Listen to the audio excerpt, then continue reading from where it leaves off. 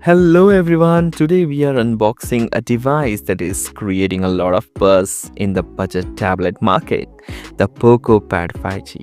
I have been looking for a tablet that balances work and entertainment, and this 8GB RAM and 128GB ROM variant seems hit the sweet spot. So let's open it. Opening the box, the first thing you see is a tablet. It's a very refreshing color choice. It looks professional yet stylish. Setting it aside, let's look at the accessories. We have the user manual, a 33-watt power adapter and a Type-C cable. It's great to see a charger included in the box.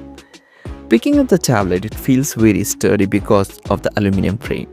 On the sides, we have quad speakers, and I'm excited to listen music with a 3.5mm headphone jack. This is rare to find in tablets and phone nowadays. The 12.1-inch screen is protected by Corning Gorilla Glass T, so it's built to last. It feels more expensive than it actually is. It's sleek, color is fantastic, and the 5G support makes it future-proof. So stay tuned if you want to see the full review. You can see on my YouTube channel, and if you want to buy, links are provided in the description and also tagged in this video.